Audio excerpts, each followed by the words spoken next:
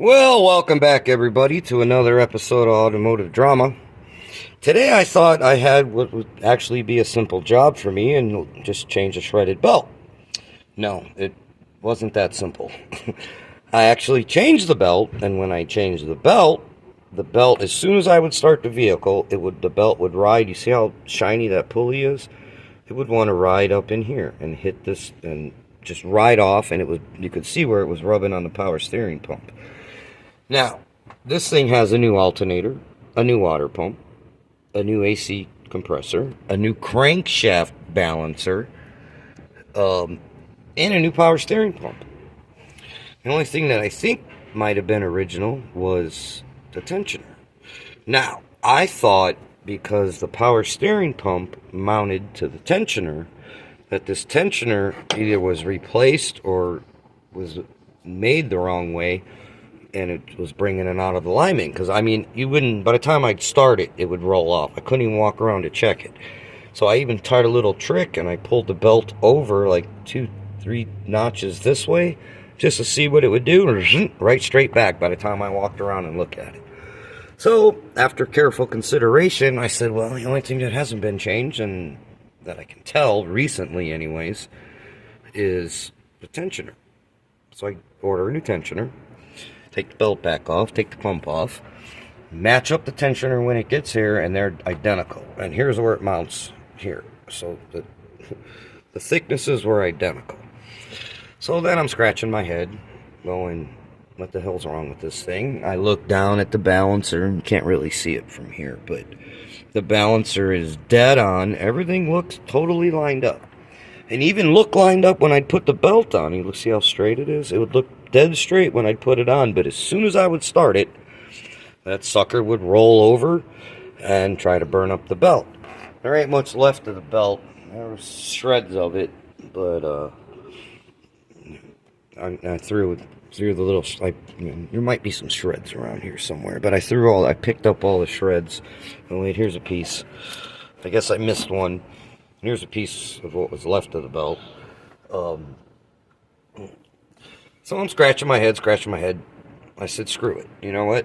I'm going to put the tensioner on, which is not that hard of a job. I mean, there's 2 bolts that hold the pump on. There's the belt routing right over here.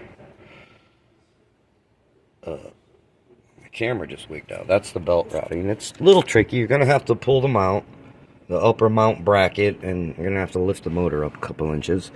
Be careful, don't put a big dent in the oil pan, and always use a piece of wood on your jack. Excuse me. I think I'm getting a cold, but you can see everything looks lined up perfectly. And believe it or not, when I changed that tensioner, even though it matched up perfectly, that belt rides as true as can be. And even when I bang the power steering, everything, it stays true as can be. Now, my question is, why did that belt constantly ride off? As soon as I would crank this thing over, it would ride off. I'm thinking the way that the tensioner holds it, and when I took that tensioner loose, it had some spring tension on it, but it was nothing like the new one. The new one was super, super hard to pull. It had like monster spring tension. That one wasn't that bad. I got a special tool for that. Nice leverage on it, so I can tell how hard they are to pull. I'm thinking that the tensioner was, when you went to go start it, the belt was pulling on it real hard because see, it goes straight to the crank. I'm thinking that it was pulling that belt really hard when this thing would spin over, just trying to straighten it out, and the tensioner wasn't holding it, and it was letting it slack enough where it would ride off. Why it would only go off on the back side and not the front, I don't know. I can't answer that. I can't even answer for sure any of that, to be honest with you. But everything rides perfectly now. I already checked it. Runs like it's supposed to. I don't know. If anybody got any questions about that one or any comments, or if you've ever seen this before, I'd like to hear about it. But what am I going to say? I guess my theory proved out to be positive because I changed the tensioner.